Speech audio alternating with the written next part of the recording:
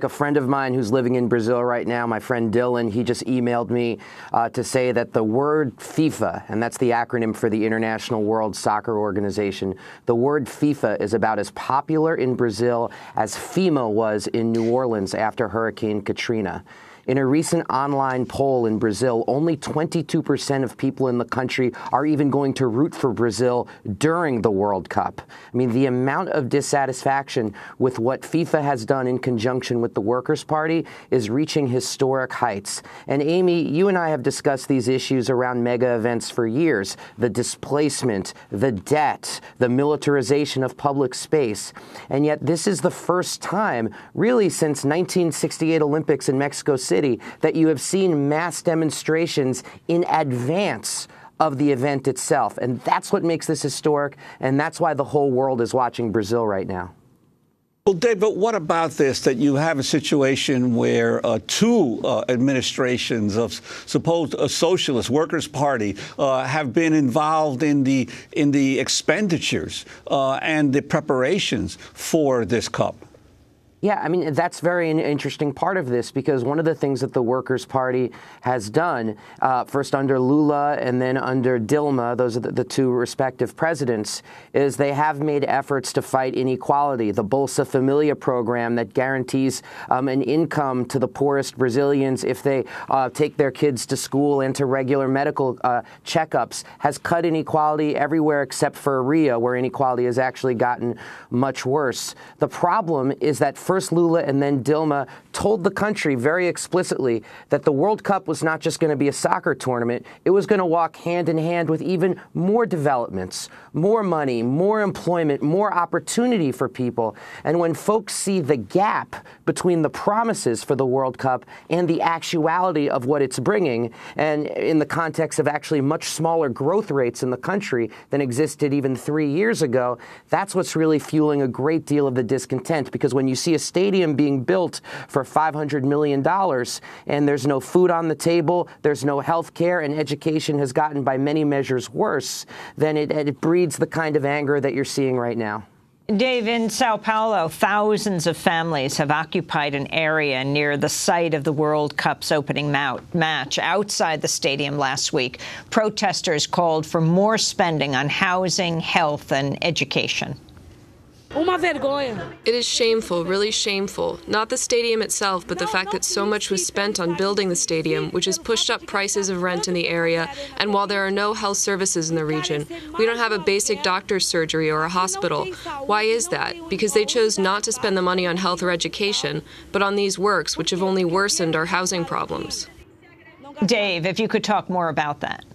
No, absolutely. I mean, this occupation is so interesting, right next to where the opening games are supposed to be in São Paulo. It's very interesting for two reasons. I mean, first of all, the stadium itself is not finished with its construction, and there are real questions whether the stadium will be ready for the opening game of the World Cup. The other part that makes this extremely interesting is that you're seeing the way the Workers' Party is using both carrots and sticks as a way to quell the protests in advance. Like, they are telling the folks in both the homeless and landless workers movements, they're the folks doing the occupation next to the stadium, that they'll talk to them about maybe using that empty lot to build more public housing, while at the same time also sending in the police with the rubber bullets, with the tear gas, and also trying to pass legislation to make demonstrating a crime akin to terrorism. I mean, it's gotten so extreme, Amy, that Pele, the Brazilian soccer legend, spoke out against the World Cup spending and what's been ignored in Brazil. I mean, people have to understand that Pele, one of the great athletes of the 20th century, is also one of the most aggressively apolitical athletes of the 20th century. I mean, Pele speaking out against the World Cup is like Michael Jordan speaking out against Nike sweatshop abuses. It's a wild scene, and it says something that the smoke of the tear gas has even gotten into the eyes of Pele himself. You mentioned Pele. During a lecture, he said, quote, "It's clear that politically speaking, the money spent to build the stadiums was a lot, and in some cases was more than it should have been. Some of this money could have been invested in schools and hospitals. Brazil needs it. That's clear." It is an astounding statement for, yes, as you say, someone who shuns the political limelight. Yes, and even more so, I mean, if folks know the history of Pele, another Brazilian soccer star named Romario once said famously about Pele, he's a poet when his mouth is shut. In other words, he's a poet on the pitch, yet when Pele has opened his mouth on political issues over the years, it's been to buttress the Brazilian military dictatorship. It's been to justify poverty in Brazil. I mean, he was jeered roundly a year ago during the mass demonstrations in Brazil during the Confederations Cup for saying that the demonstrators should wait until after the World Cup to have their voices be heard and should instead be getting behind the national team. I mean, people were just like, what planet are you on, saying things like that? And the fact that Pele has shifted and is saying political statements about World Cup spending. I mean, Pele was arm in arm with Lula when the World Cup was won by Brazil, arm in arm with Lula at the International Olympic Committee when Brazil was awarded the 2016 Olympics.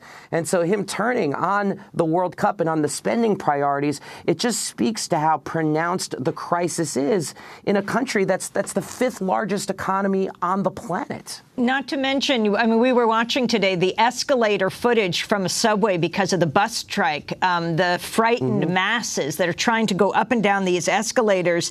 Hundreds of protesters there, despite being South America's largest city, Sao Paulo's metro system has only about 46 miles of track for millions of commuters, and what this means for even more people coming in for the World Cup.